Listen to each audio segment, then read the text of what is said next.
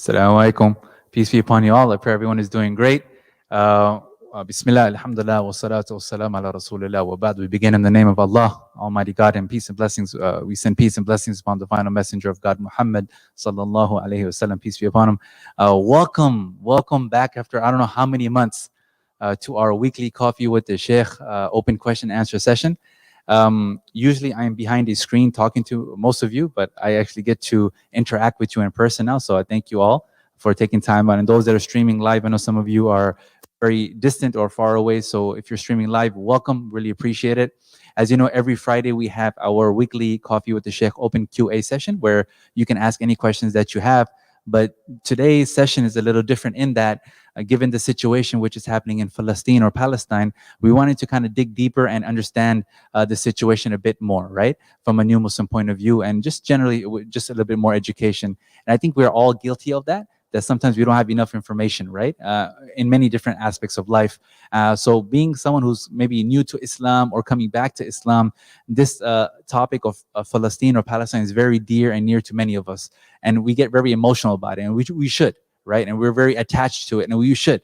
But sometimes we just don't know the history of it or certain aspects along with it. So I reached out to Sheikh Tariq Atta, who is the religious director at OCIF, Orange County Islamic Foundation, the mosque in Mission Viejo. I actually get to do that in person, behind, instead of like online, right? So I get to introduce him in person. He's a very near and dear brother and a mentor to myself, and I think to many people as well. He's going to be speaking on the topic because I requested him if he could, and he was more than happy to do so.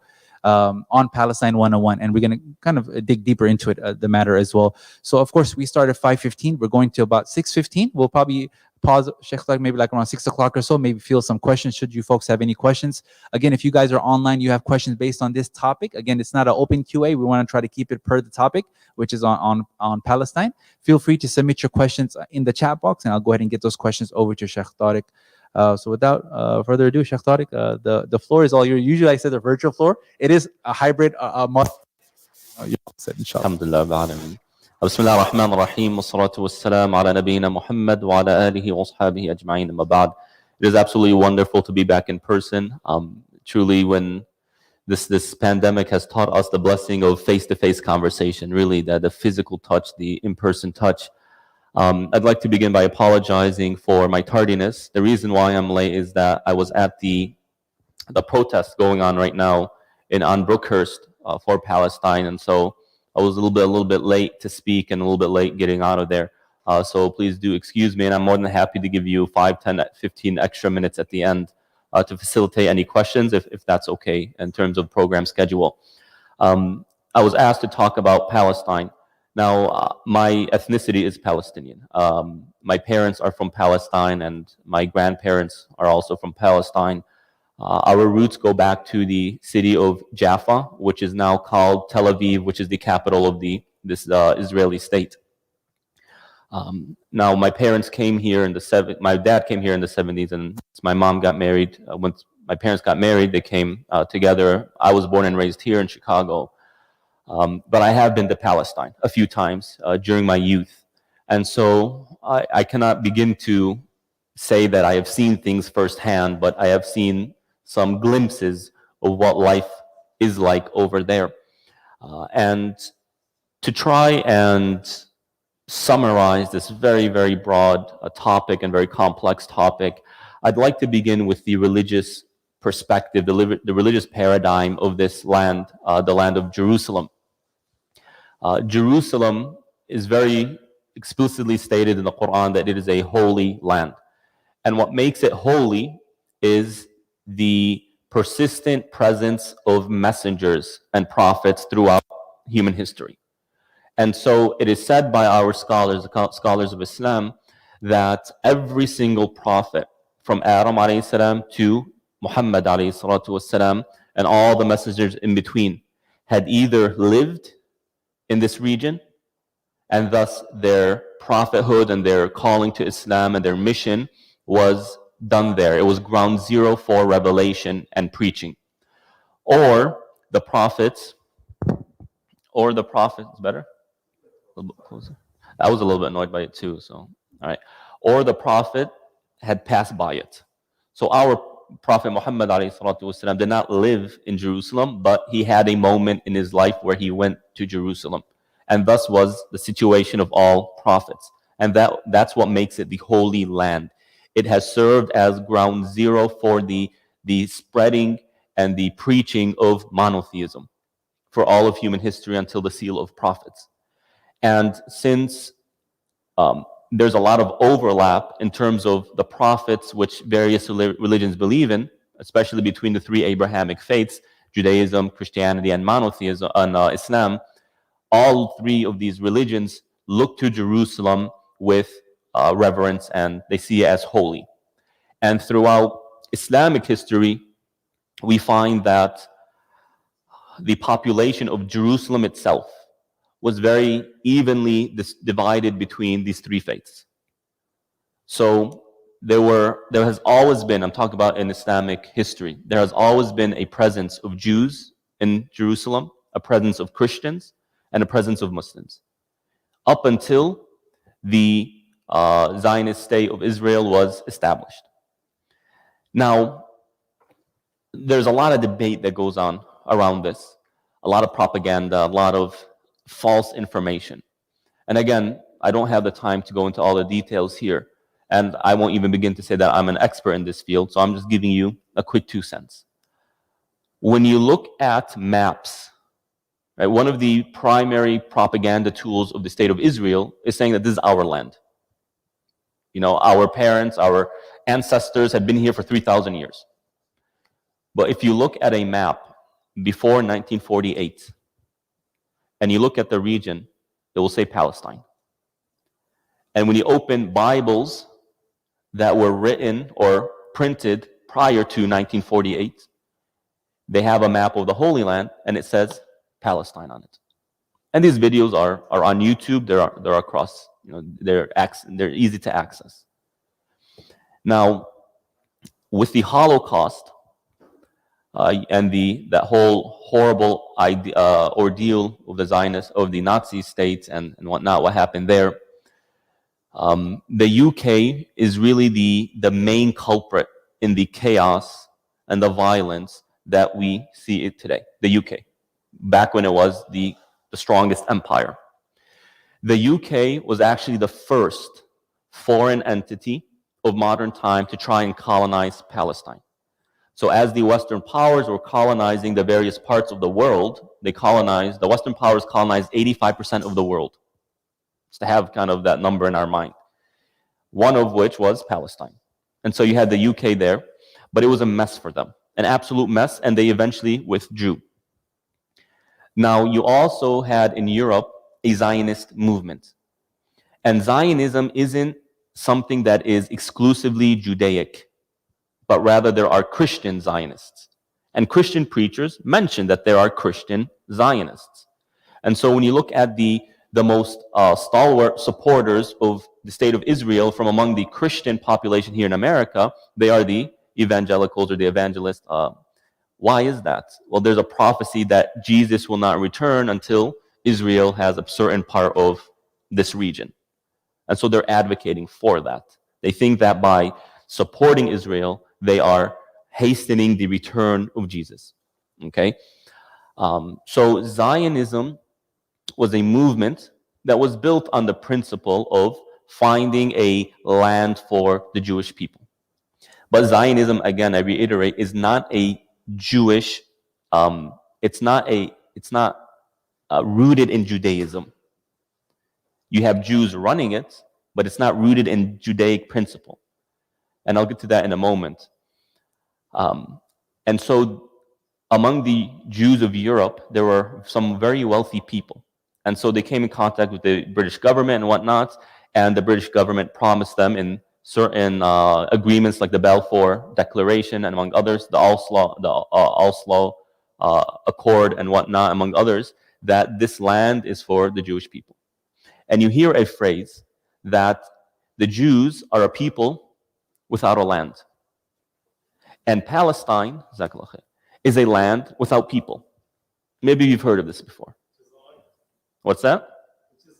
Which is an absurd lie. That time Columbus was 4 million Palestinian people living in right? So it's an absolute, utter lie. There have always been people there. We know in the time of the Crusaders, there were people living there. And there were people living in that land before Judaism even came on the scene of humanity. Before Musa, before Moses, there were people living there called the Canaanites. And we know that David fought the tyrant, I forgot the English name of him, but in the Quran, Jalut. He fought Goliath. There you go. He fought Goliath. Well, they were living there. And so this notion that this is our land, right, and we have always been here, no one else has been there, is an utter lie. Among the other lies is that God promised us this land. Right? Okay, fine. God promised you that land. Did he tell you to kick the people out of it? Among other things. So you have a lot of propaganda tools, but what we're finding now is that this is really with social media and with a lot more left progressive media and movements that are very much focused on human rights, and they are unwavering when it comes to fulfilling and adhering to human right principles. They cannot buy it. I have never seen the amount of media and videos being posted and presented and accessible that is pro-Palestine than this time around. I have never seen it this much. I'm talking about from non-Muslims. Right? So the tide is changing.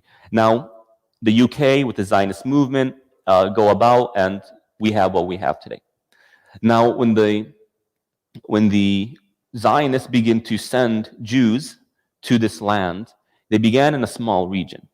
And there's a map that shows how Jews progressively, slowly but progressively, have been swallowing up the land of Palestine until it became the Gaza Strip and the West Bank.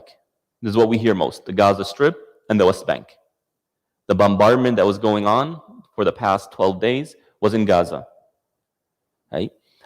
Jerusalem was previously part of the West Bank, or kind of on the border, but with the Trump administration, it was declared the capital of Jerusalem and now fully and recognized as being part of the state of Israel and all that stuff. Another thing that's happening is that the Israeli state is slowly eating up the West Bank by putting settlements. And so what initiated this whole uprising right now, all the clashes and the violence, was that a Jewish settler, if I have my information correct, a Jewish man from Brooklyn, New York, went to an area, went to Israel, got a deed from the Supreme Court that a certain land or a certain home that is in the neighborhood of Sheikh Jarrah, right, that it's his. And so he knocked on the door, told the people living there that this is my home, get out. And you have also other things, sending in their army while the Muslims were worshiping in the Aqsa during Ramadan, among other things. Now, this isn't the first time something like this has happened. Every few years, you find something like this happen. And I was speaking to a very prominent activist here in our area, and he said that, look, this is engineered. What you find is that the Israeli state creates commotion every time a new president is elected in America. So in 2008, when Obama was first elected, they did something. Now they're doing it again. What is it? To leverage the administration. And so there's part of this that's engineered. It's intentional. They mean to foment reactions. So that, in a nutshell, is kind of the history, the short history as to how things became as they are. Now, one of the things that, alhamdulillah, Muslims are becoming much more mature about is differentiating between Zionism and Judaism, between the Jews and the Zionists. What we find is that for many years, there has been a group within Judaism, Orthodox Jews, who have always been attending the rallies that are pro-Palestine, that have always been speaking out against Israel as a state. Why? Because they believe that Israel does not represent their principles, and that according to the Torah, their book, the Jews are not meant to have a state. And so you find that these groups are actively participating with Muslims, among other people, in favor of Palestine, speaking out against them. And so we must differentiate the two. We as Muslims, we protest against the state actions and the policies of Israel. And the Human Rights Watch, as we know, has recently deemed Israel an apartheid state, among other. And they have been accused of war crimes, have gone against international law many times, and they continue to do this fiasco. Now, the only reason, according to most political analysts, the state of Israel is able to do what it does. When you look at the map, it is so small. This region is so small. I think it's about the size of Delaware, maybe a little bit bigger. Delaware. Delaware is one of the smallest states. It's so small, right? But it causes so much chaos. Anytime something happens in Palestine, it sucks in the entire world. Why is that? Because what is really happening is more than just two groups of people in a conflict. America continues to support Israel with billions of dollars. Why? Because they are a strategic partner. It's not because of any beliefs. With our tax money. It's a different issue. It's a strategic partner. How so? Israel has served as a great ally in terms of intelligence of the Middle East, and in terms of shaping the Middle East in a way that is in favor of America, that allows America to influence the entire Middle Eastern region. That is the purpose. That is why. And of course, you also have the Israeli lobby, AIPAC, among others, that are very well funded and who use their money to support certain candidates that will therein support Israel. And that's why we always find that America has been very pro-Israel. Well, they're funded by it. These candidates are funded by it. But alhamdulillah, now we're finding that many candidates, for the first time ever, on the floor of the Senate, are speaking out against the state. Like Rashida Tlaib, like Ilhan Omar, like AOC, like Bernie Sanders, like others. Where are they coming from? Well, first of all, most of them are not. They're from Latino, Black, and Arab ethnicity. Not all of them. Bernie Sanders, of course, is a white.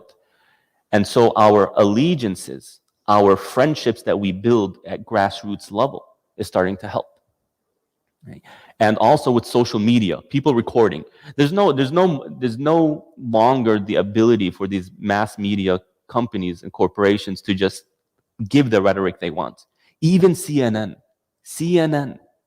has been showing clips that are really in favor of Palestine, saying things like 11 children have been killed in Gaza. They would never say that before. Why is that? Because they no longer can play this game of misinformation. They can't. And so things are changing. Okay, one other thing I will say. One other thing I'll say about kind of the history here is when we look at the current Prime Minister, Benjamin Netanyahu. Yesterday I was listening to a talk by Norman Finkelstein, who has always been an advocate of Palestine for many years. You probably know his name. He was saying that Benjamin Netanyahu and his father, Bibi Netanyahu, I believe his name is, are extremely racist people. This guy, he grew up here in America. He doesn't born in Israel. Yeah, he was born here. He was raised here. His father was a professor at Cornell, right? They are people who have been fueled by racism. And Norman Finkelstein says that if you want to understand their mentality, their outlook, they are a mix, a hybrid of Jewish fanaticism, Jewish supremacy, and white supremacy. That's who they are. That's the family. And so to add to the vicious policies of the state, now you have a racist person leading this. And so if you remember back when Obama was the president, the relationship between Obama and Netanyahu was very bad. And in fact, one time Netanyahu, I think, entered the Congress floor without even asking Obama for permission. Do you know where that comes from? Because he sees Obama as a black man. This guy is less. He's less. I can ignore him. And so it is a state that is built off racism, It's built off of fanatical theological principles, like this land belongs to us and thus we have the right to exterminate entire population. And this continues to happen. Slowly but surely, they are eating up the West Bank. Now, Gaza is a little bit different. Gaza has a huge population. Back when this first started, it was around 250,000 people. That's huge. And so the Israeli state put 7,000 settlers, Jewish settlers there. But they realized that there's no way the Jewish population is ever going to surpass the Palestinian population of Gaza.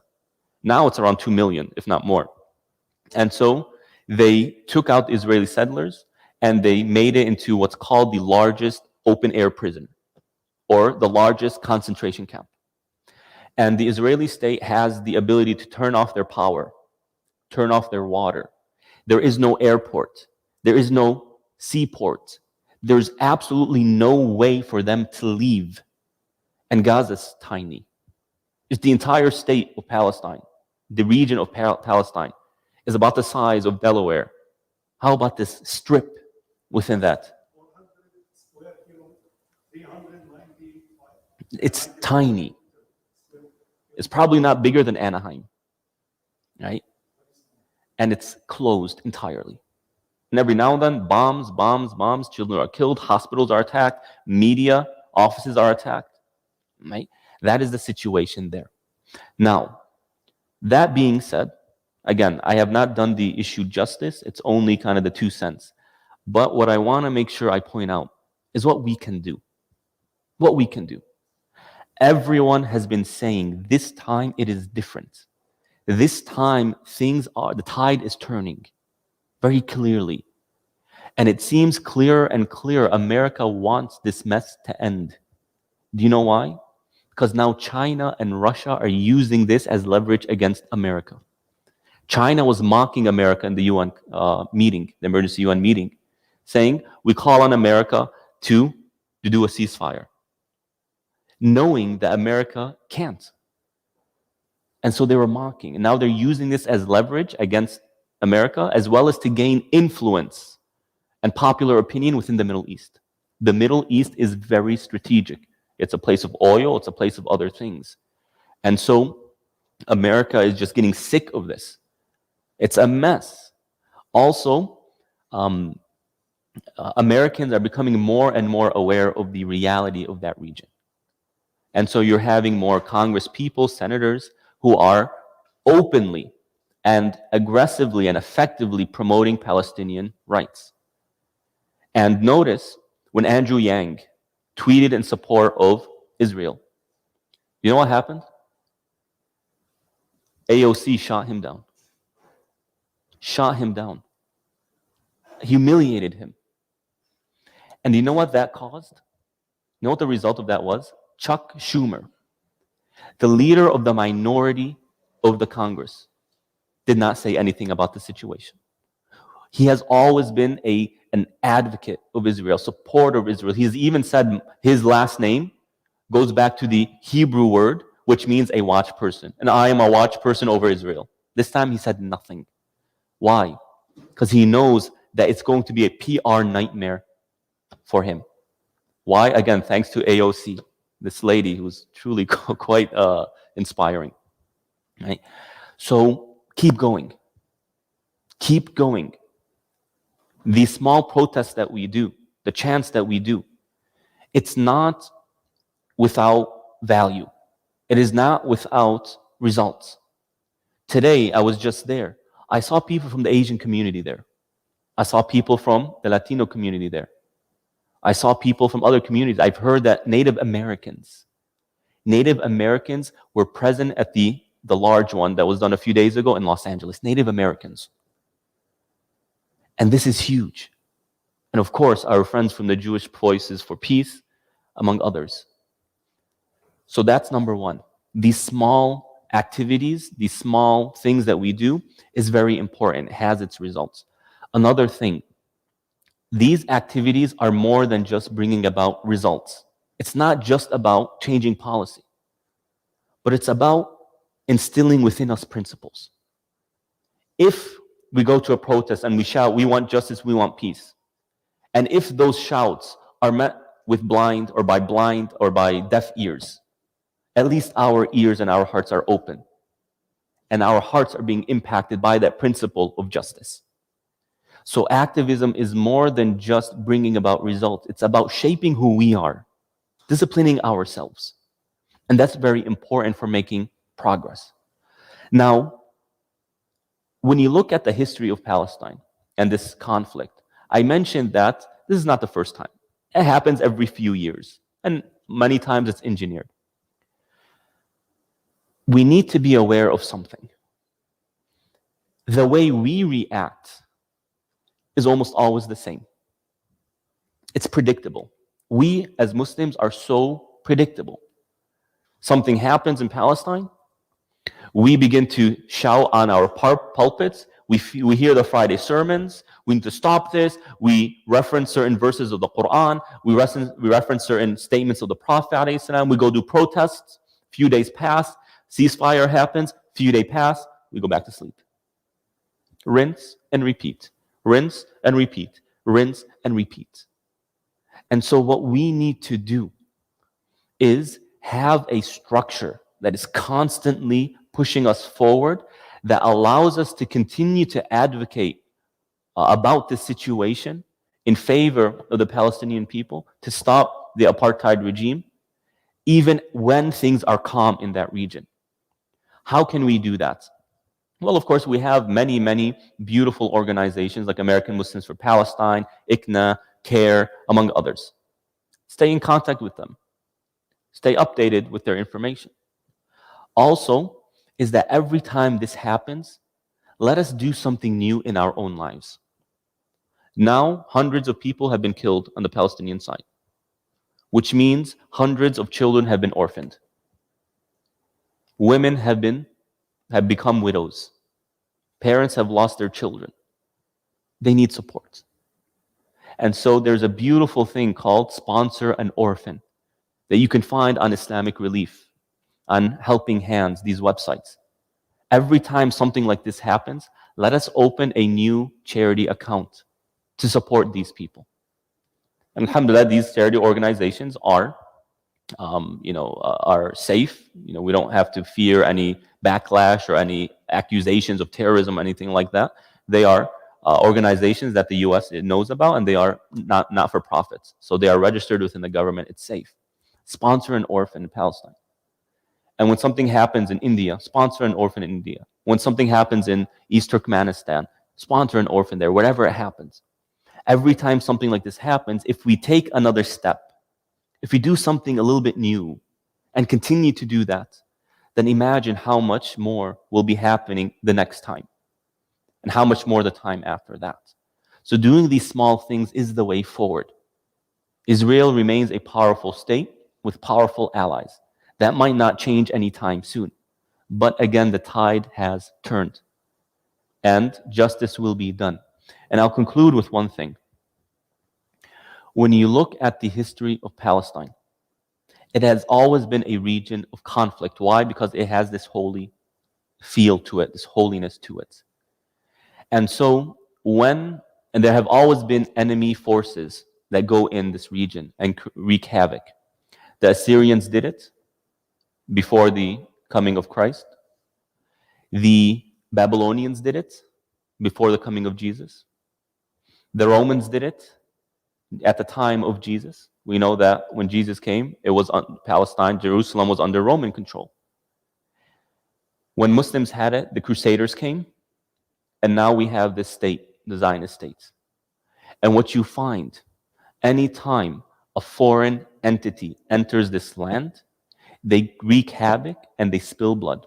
When the Crusaders entered, they killed the Muslims, they killed the Jews, and they also killed the native Christians of that land. Why?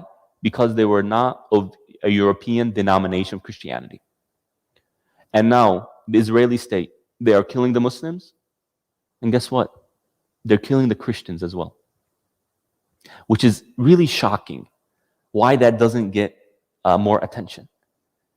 There have always been Christians living side by side with Muslims in that region, always, since the time of the Crusaders and before. Since the time Umar took the keys, he was given the keys of Jerusalem. And so this isn't just an issue of Islam versus Judaism. It's not. It's an issue of humanity versus the only colonial style state, the only apartheid regime on this earth. And so there is a fight for the soul here. And I don't want to see this issue become an issue of Islam versus Judaism. It's not. Yes, Islam has a lot to say. Jerusalem is an Islamic land. And all Muslims need to be involved in it. I don't like to say it's the Palestinian issue. It's an Islamic issue. But Islam is not against the Jews. It is against the tyranny of the Israeli state. And no, our history shows us and continues to show us until this very day that Jews have always been safe under Muslim rule. Always. Do you know that there are Jews in Morocco today? Do you know there are Jews in Yemen today? Do you know that there are Jews in Iraq today? And Iran? And I believe in Turkey as well. Do you know that? Do you ever hear Muslims are attacking them? Do you ever hear Muslims are restricting their basic human rights? And so we will continue to fight back against the Israeli state. We will continue to use our tongue, to use our writing, to use our speech to push back against that nasty regime, because people have only seen peace in that land when Muslims are the ones governing it. And when Muslims are governing it, the land is equally distributed between Muslims, Jews, and Christians, and have equal rights to worship in their holy sites. And each of their holy sites are preserved. We never hear that the Muslims demolished a Jewish site under the banner of Islam, or they demolished a holy Christian site under the banner of Islam.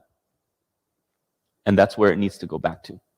So I have not done this topic justice, but I want to leave time for your comments. I wish I had a slideshow to show you, because with images it makes things a lot more impactful. So I do apologize for my own shortcomings, but I hope there are some questions that can continue this conversation. Bidnillah ta'ala.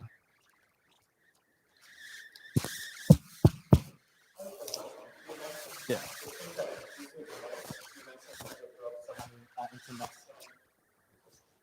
You did mention they broke so many international laws. Mhm. That's what you know. But who is responsible and why are they breaking those international laws, and who can hold them accountable? Because every time something the UN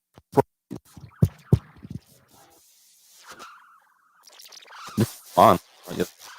I personally believe the UN still seeks to foster justice.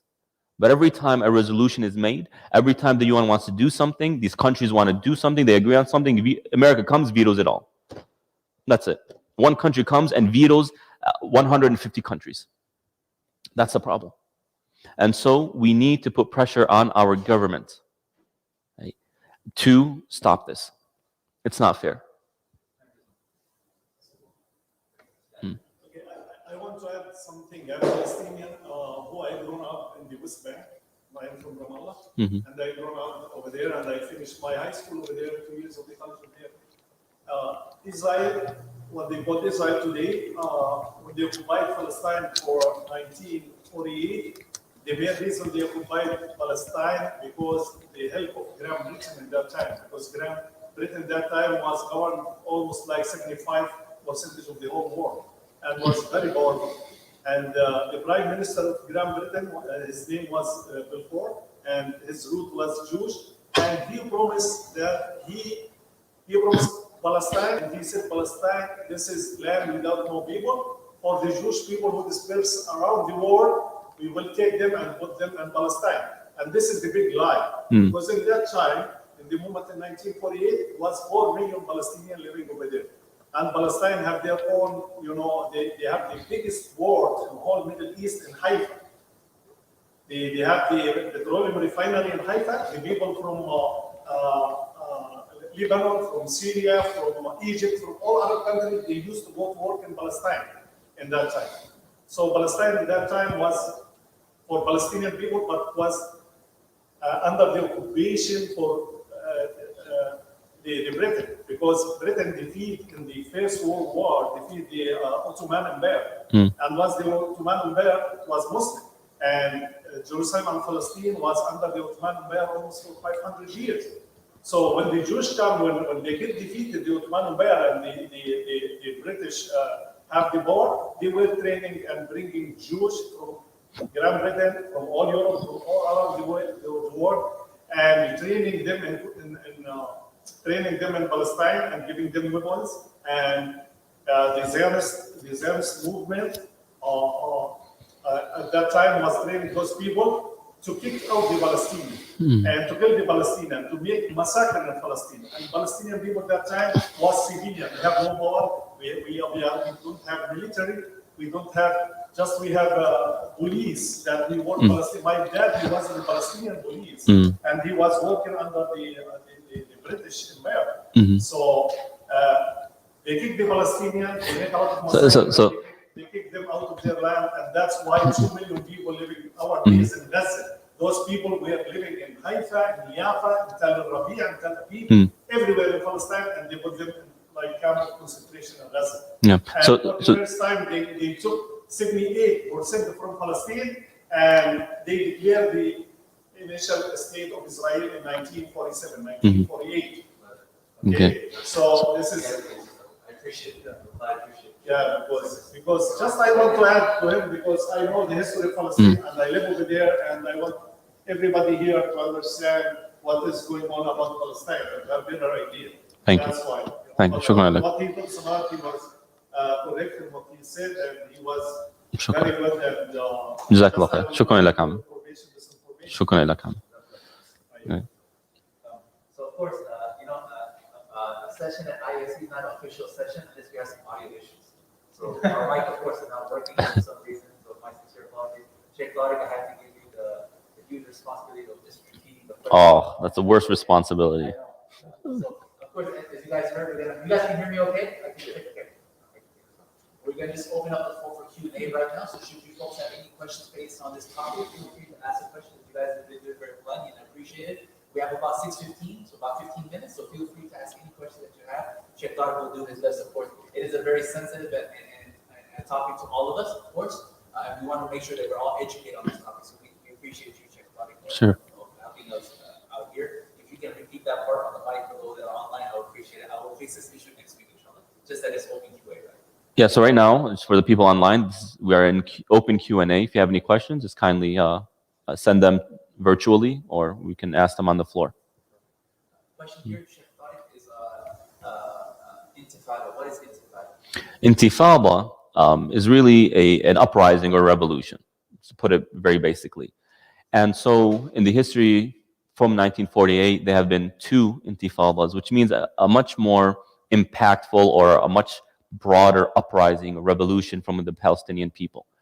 What happens most of the time is that Israel will focus on a particular area and attack a particular area, and the people of that area will respond. But you don't have an entire movement of the entire Palestinian people. And so an intifada is more when you have a much broader reaction instead of it being exclusive to a particular area. So what will happen, for example, Israel will attack Gaza, but the people in the West Bank are just they're just sitting there. They're not responding to it. So an intifada is when there's a much more larger uprising and it lasts longer. Normally these conflicts last 2 weeks and then they stop. 2 weeks, 100 people, hundreds of people are killed and then they stop. And so things calm down, a ceasefire is reached and whatnot. So that's kind of what an intifada is. Second question here, Sheikh Tariq, is they're asking, what's 48? 48? My guess is that it's referring to 1948. 1948 is when you have the influx of Jewish settlers coming to the land. And that is when you have kind of the official establishment of a government called Israel. and there was a lot of killing that occurred, a lot of massacring that occurred, and it caused the natives of that particular region, which is now the northern, northwestern part of Palestine, to leave. So, for example, my grandfather and and his siblings, they left that area. Again, we're from what's called Jaffa today, which is also called Tel Aviv. They were in that area, and then when this entity came, they had to leave to the West Bank. Right? So that's why it's so significant, 1948. And also another very significant one is 1967. Right? So I hope that answers the question. I want to add something. Jaffa is a city north of Tel Aviv. Tel Aviv in Arabic, the name is Tel Rabia. Tel So Rabia. Jaffa is another city. Okay. And after Jaffa is coming Haifa. Haifa and So yeah, I Jenin. know all the area there. So Jaffa is a big city, but it's not Tel Aviv. It's next to it, right? Yeah, it's next Very to it. close to it. It's not. It's very close. But it's not.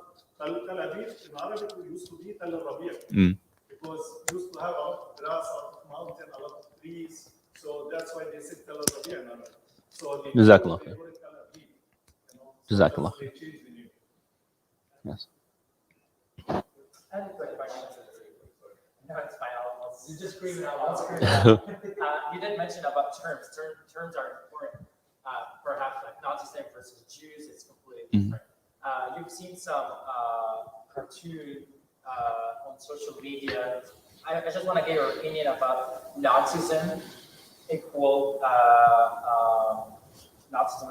Zionism.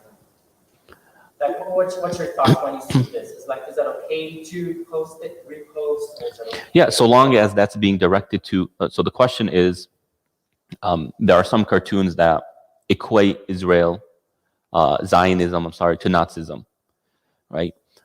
Is that okay? Is that accurate? And what I say is that I think that's accurate to an extent. Now, I'm not going to say the state of Israel is as bad as Nazi Germany. Okay, I'm not going to say that. And truth be told, right? But when you look at the way they function, the way they structure the government, society, it's very similar. You know, it's not me who said that Gaza is the largest concentration camp of the world. It's not me who said that. Right? And so, yeah, there are major resemblance. And so when you look at, racism will always lead to a form of Nazism. Nazism is racism. And so when people call Trump, and his supporters, the far, far right, as Nazis, and they come with Nazi symbols. And what does that mean? Right? And you do feel, I've seen in the Capitol, what's that called? When they stormed the Capitol on January 6th, someone was waving the Israeli flag. So there are similar principles. Right? Just make sure that Nazism does not equate to Judaism. Right? We as Muslims we always have defended the rights of Jews as human beings and as people who worship differently. Okay? To the extent that when the Conquistadora took Andalus, Muslim Spain, right? The Ottomans sent their navy to extract the Muslim families that remained in Andalusia, as well as the Jewish families. So we are willing to put our blood on the lines, our life on the lines to defend them, right? So just be careful. The last thing we want is to create this rhetoric that is so vicious and racist that it dehumanizes an entire people. Yeah. Other questions? That question, you might have touched on this, but I stepped out, so please forgive me.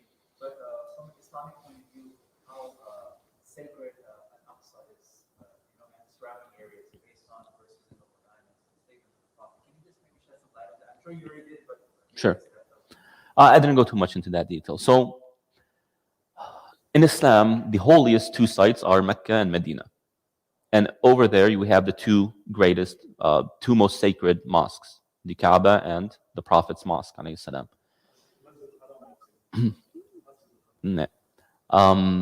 Jerusalem is the third most sacred, right?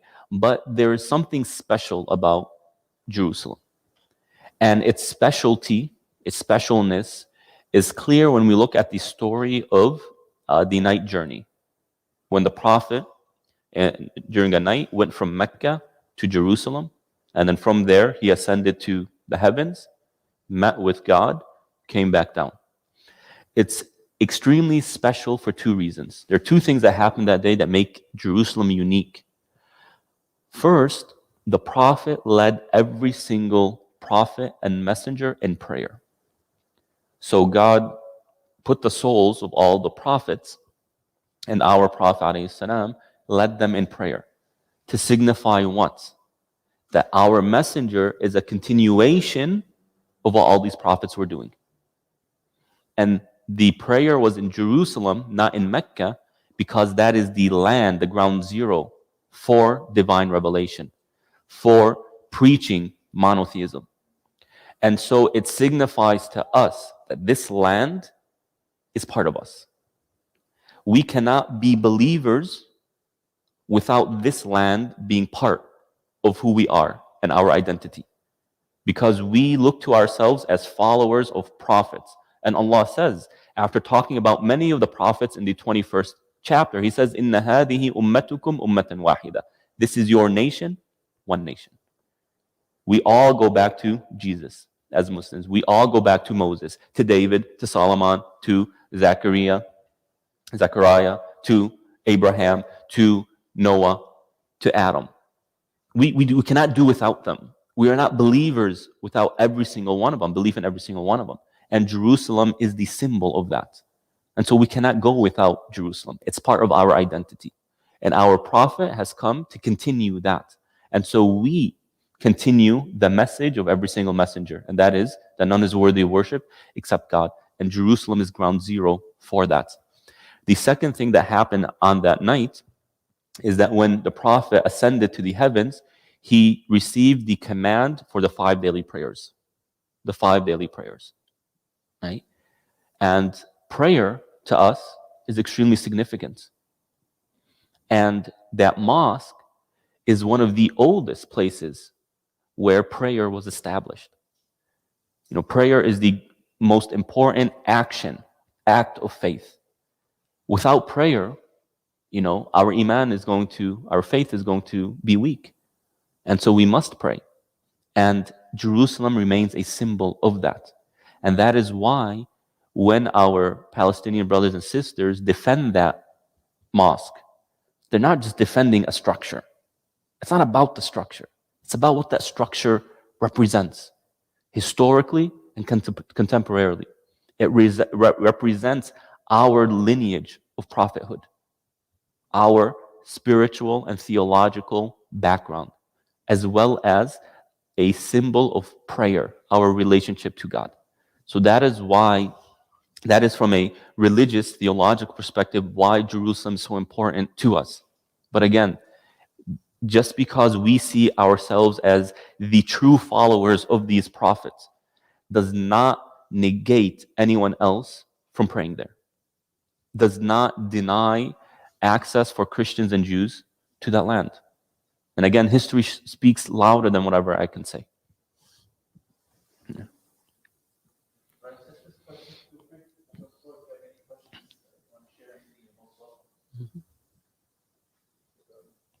So I've seen some individuals who seem to have like Islamic credentials saying that like protest is bad.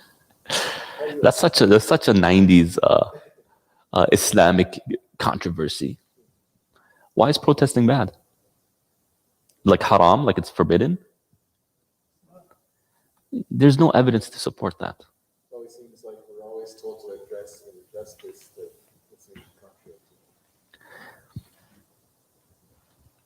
It just, there's no religious grounding for that. How can there be when the Prophet himself, we don't have to call it protest, but they made public assemblies in Mecca during that era. You know, when Umar ibn Khattab and his uncle Hamza, the Prophet's uncle Hamza, became Muslims, these are two very powerful people, physically strong, right? And so they were feared by the natives of Mecca. Once they became Muslim, they began to publicly go outside, walk around proclaiming faith. We don't have to call that a protest, but is that not a public assembly? Gathering to voice an opinion? Right? So there's absolutely no religious evidence to demote or to prohibit or restrict protesting. Now, if someone wants to say that it's really ineffective, I'm not going to make that discussion. That's not really my field. Right? The way I see is that even if it's ineffective, at least it's doing something to our hearts. At least we can say something in front of God on the Day of Judgment.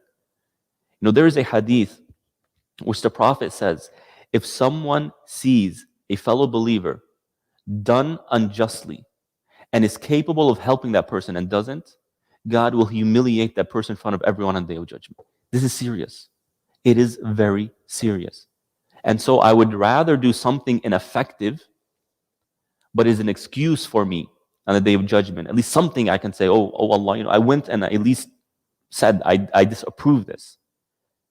Right? I'd rather have that than say, oh no, it's not effective. I'm just not going to go. Rasul sallallahu alaihi wasallam said, he said, in case of oppression, in case of injustice, he said to the Muslim, "Man ra'a minkum munkaran falyughayyirhu biyadihi, fa in lam yastati' fa bilisanihi, fa in lam yastati' fa biqalbihi, wa dhalika ad'afu al-iman." So please, you can translate. So the uncle was saying that the Prophet told us, whoever sees a wrong from amongst you, a wrongdoing, something unjust, something inappropriate, and they can change it with their hand, then they should change it with their hand. If they can't do it with their hand, then with their tongue. If they can't do it with their tongue, then at least with their hearts. Right? And so we have to do something. We have to do something, even if we see it as insignificant. It won't be insignificant on the Day of Judgment.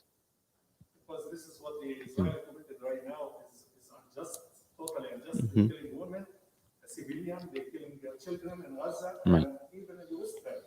And they're shooting Palestinian people, women and men and kids with live weapons, and the Palestinians, they are unarmed, totally. Right. And just to re-emphasize, you know, what we're doing, we Muslims have always and continue to criticize Muslim oppressors, Muslim governments that are doing wrong. So this isn't just, you know, we hate a certain group of people and we don't want them. It's not about a group of people, it's about the principles. And so these small things, as I mentioned, hopefully, at least it will help us build these principles in our hearts. Because if we're not willing to stand up for an oppressed person 6,000 miles away, then we probably won't be willing to stand up for an oppressed person here in America.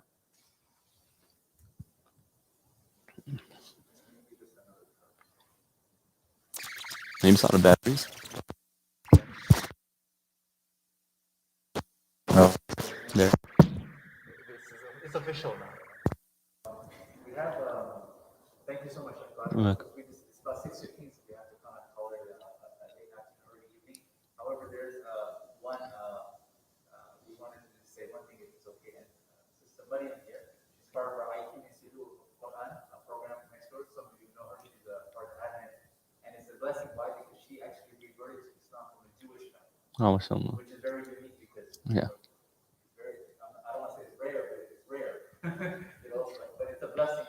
So she just wanted, and I requested her just to share maybe just a minute, very briefly, just a minute or two, if what you want to finish up. Do you mind sharing? Yeah, sure. I hope Sister Maryam, I didn't. Okay, sorry. Do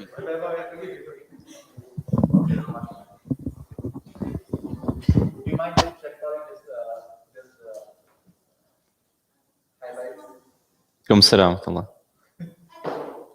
just wanted to share a little bit about my knowledge in Jerusalem and some of my background. I came from a Jewish background. The last time that I spent in Jerusalem, my eyes were open quite a bit about differences that I never knew before that. I didn't know, even though it was my eyes. The Zionists, they actually were planning before they built the wall, before they opened that prison began.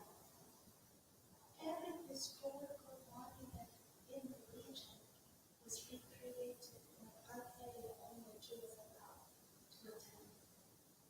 And that was their way of, they say, representing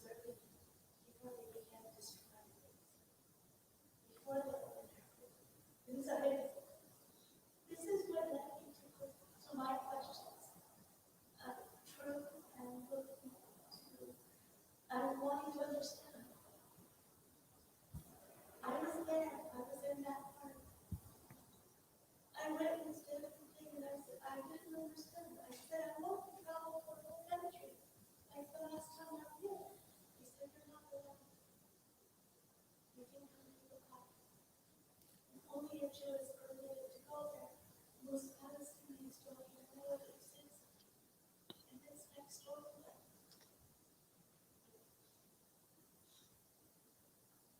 I apologize. It's something very emotional. Being forbidden to learn about Jesus because they don't believe the Jew in the Jewish faith led me to asking a lot of questions and searching, witnessing in Jerusalem these things that, and as the Zionists were doing it, I still have family there. They have no communication with me for many years now. In fact, I've lost the whole family. Other than my mother, I have no family left. We're your family, sister. We're your family.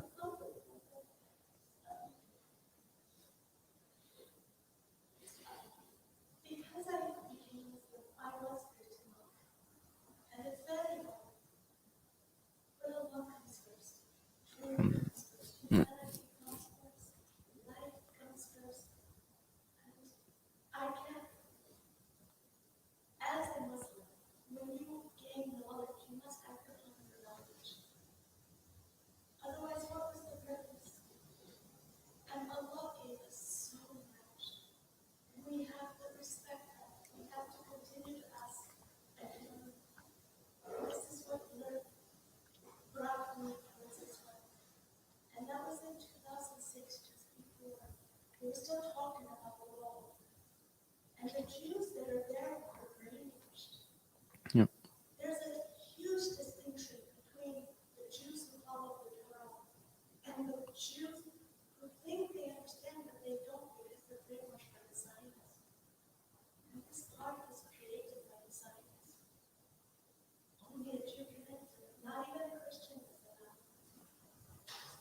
That was a harsh reality for me, but it opened my eyes to a lot of questions and learning what brought me. What I do now.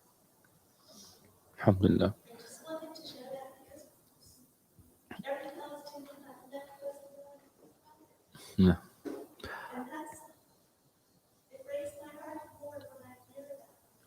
Because it's in their land. It's their property. And that was how Zionists makes the excuse to be so easily destruction of everything around. They don't care about the significance behind what they destroy.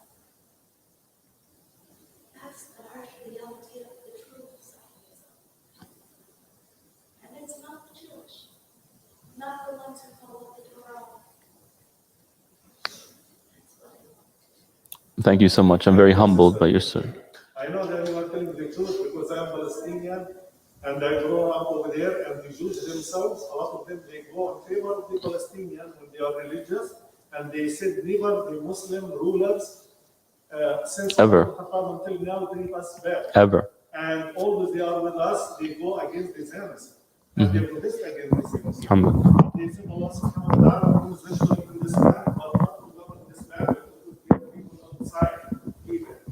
So Alhamdulillah. it's different between Jewish people who they are religious and the Zionist movement.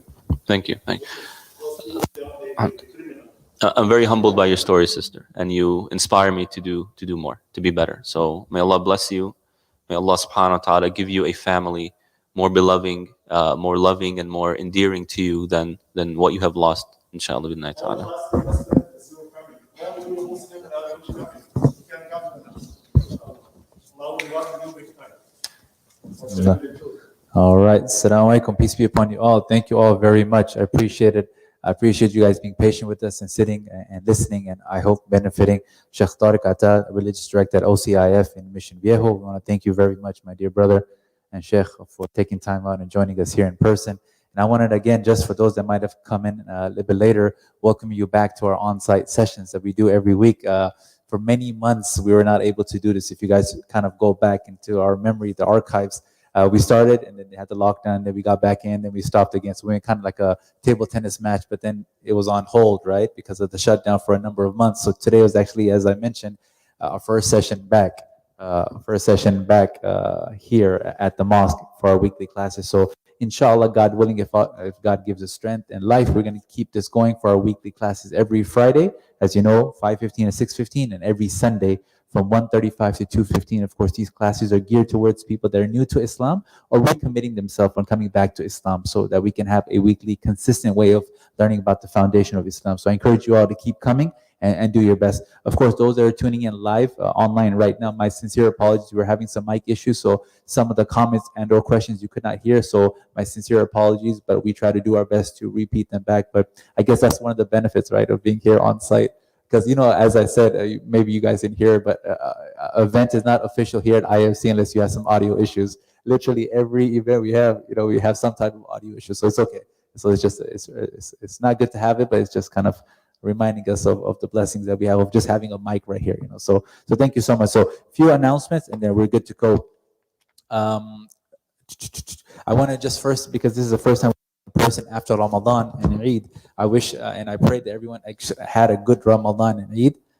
We try to do our best here at IOC within the Dawah and Outreach Department and the New Muslim Group of making sure that we had a good program. We were blessed. We did 1,300 meals for our new Muslim brothers and sisters, and by extension, their non-Muslim families and friends, and that was a blessing. So I just wanted to take this opportunity to thank everyone who supported it, who contributed towards it. We had a number of people that stood up and actually contributed and donated towards it, and all the volunteers are working very tirelessly in the kitchen, sometimes around the clock, getting the food ready for the nighttime, for the new Muslim iftar. That was amazing. So I want to thank everyone that's part of that. So please keep them in your prayers. The second thing is, for those of you that made it earlier today for the Friday khutbah, the sermon, it was very powerful by Sheikh Jamil Bisada, who also reverted to Islam many years ago. And he shared his personal experience. It was amazing when he went to Jerusalem, Palestine, and his account of what happened. And it was beautiful. And everyone in attendance was just glued. So I would encourage you, if you were not here and you didn't get a chance to listen to it, of course, it was streamed live. Just go to our YouTube page at IIOC TV, plug that into our YouTube, and you'll find the sermon from today, God willing, inshallah. And the last and certainly not least, we want to make sure that we keep this going. So therefore, we need to keep the safety procedure and precautions in place. So I encourage you all, reminding myself and you, please make sure you keep your face masks on, covering your mouth and your nose. Please make sure you do your best to be at least 6 feet of distance, as you can see the table. So we try to keep it one person per table and chair, of course. And then we try to have enough, if it's possible, to do our best. Of course, we have some sanitizer here as well. So feel free to use the sanitizer here in the middle, and just try to do your best, right? So that we can keep these classes and these sessions going as best as possible by the permission of Allah. And of course, last and certainly not least, if you guys can all help me out, of course, once we conclude the class, we have to put the tables and chairs away. What happens, sometimes people leave and it's like one person or two people left have to do everything. So I would encourage you all, please, if you can just spare 1 or 2 minutes. So we're going to fold the tables and the chairs, and they go in the racks, please. So there's a rack there for the tables and a rack for the the chairs. And then also, please don't forget, tonight, 8:30, we have a movie night tonight as well, that we were talking about, of the occupation and Palestine and so forth. It's a movie night at 8:30 p.m. tonight here in the NPR, inshallah. So please make sure you do your best that it won't be live streams for those of you that want to watch it live, just because it's a documentary, and because of other issues, so forth, they're not able to live stream it. So if you are coming in person, it's going to be here at the NPR. If you're trying to live stream it, unfortunately, they won't live stream it. But I did post that link of that documentary on that WhatsApp group, if I'm not mistaken. If not, let me know, and I'll go ahead and send that over to you. I think those are everything, Sheikh. Sheikh Talib? So as we kind of wrap up here, if anyone has any questions outside of the topic today, just do let me know if you have any Islamic questions. I just want to make sure that no one is left with something that they wanted to ask and needed an answer to. So you could just come to me, or if someone has a question right now, I can go ahead and answer. Okay, I'll be here for a few minutes, inshallah. All right, thank you all very much. So we'll just go ahead and fold up the tables and chairs, please. If you guys can help me out, the racks are there to my right over there, to far right. And then we'll see you guys. We have a little bit of a break right now, of course. Don't forget the sunset, the Maghrib prayer. And then 8:30 is a movie night here on Palestine and the occupation there, inshallah. Assalamu alaikum.